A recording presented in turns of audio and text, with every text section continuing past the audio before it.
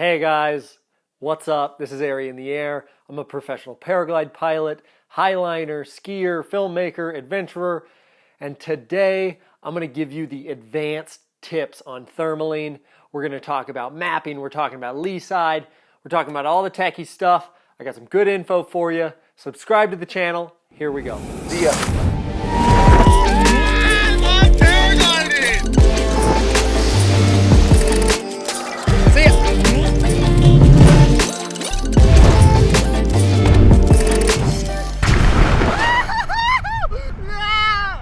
Okay, so the first thing that we got to talk about is carving. Carving is the foundation of thermaling, and I've talked about it in my other tips, Thermaling 101 for beginners, that kind of thing.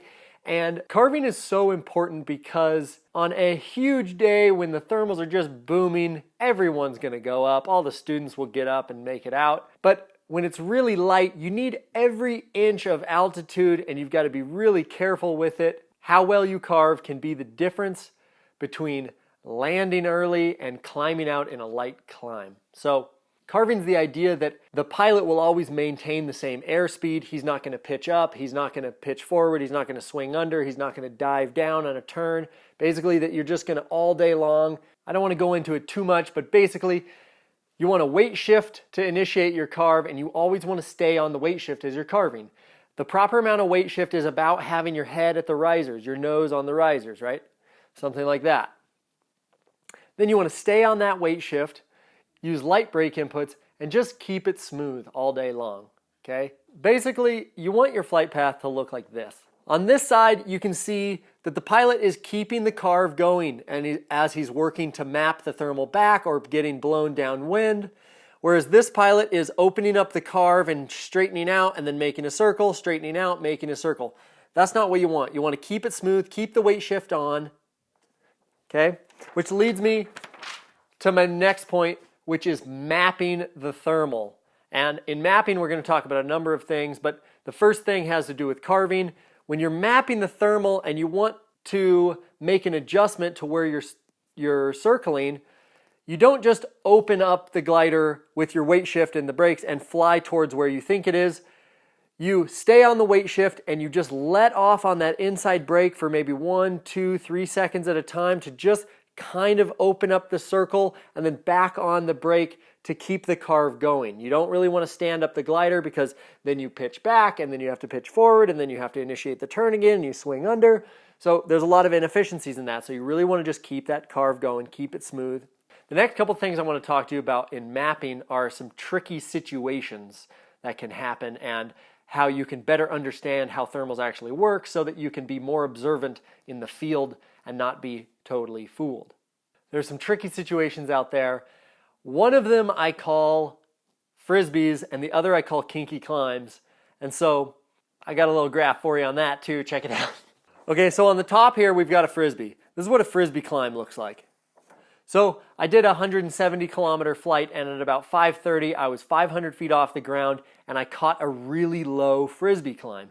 And basically the climb was 0.5 meters per second for 25 minutes, and it took me downwind more than 12 kilometers before finally the climb released and went vertical into 3.5 meters a second.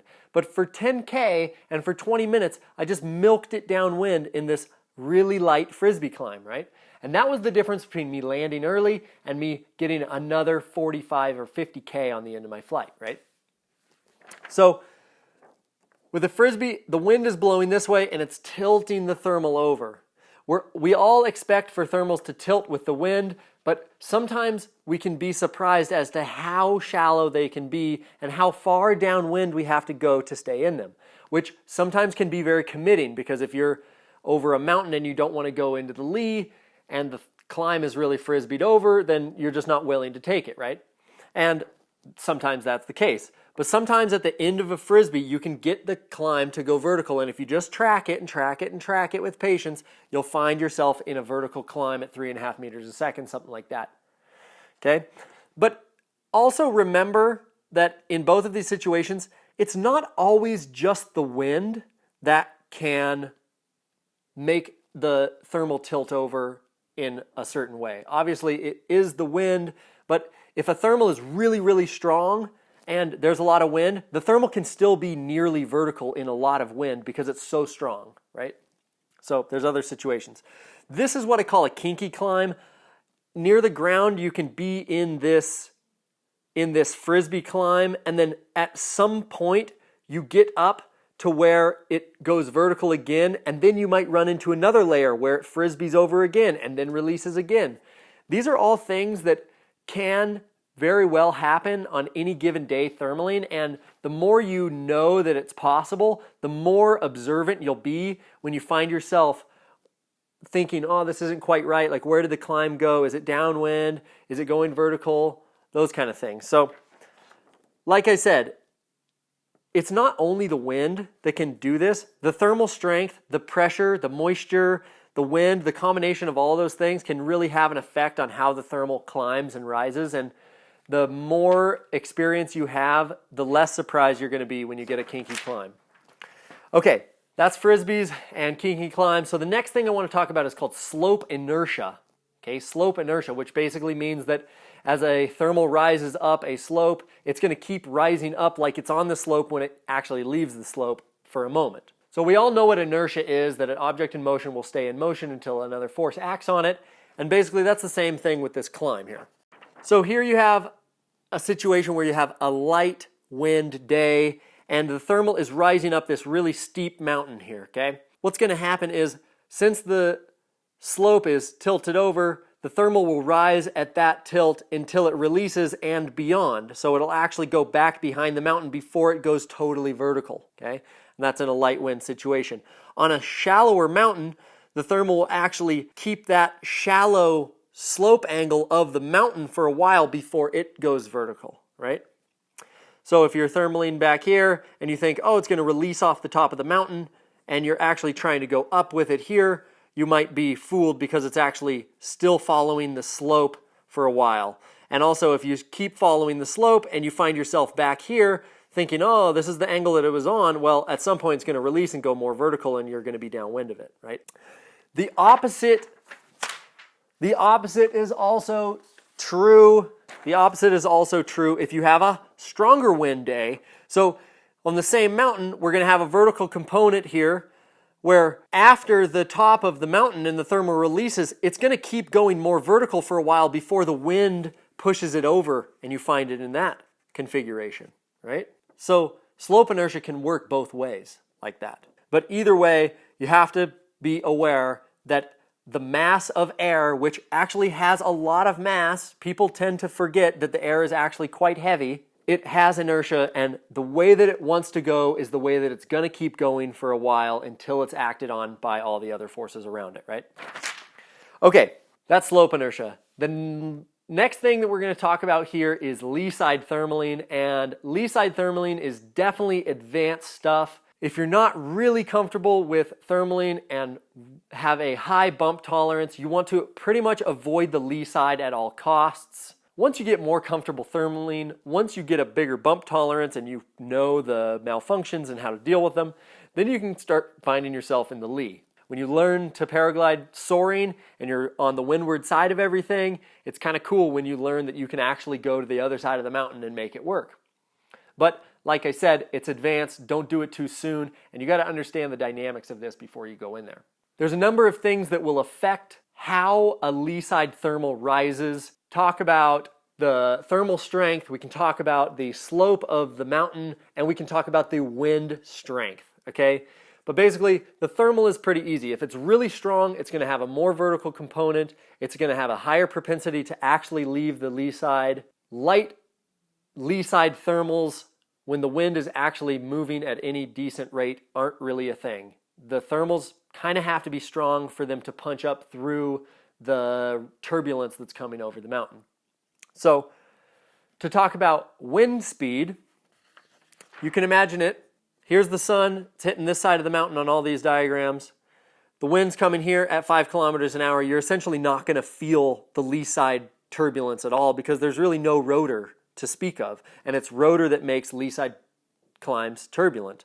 At 10 kilometers an hour, you're going to start seeing some rotor, especially in the Venturi here, which is going to start pushing that thermal over backwards, and as well you're going to start seeing turbulence on the far side of the mountain.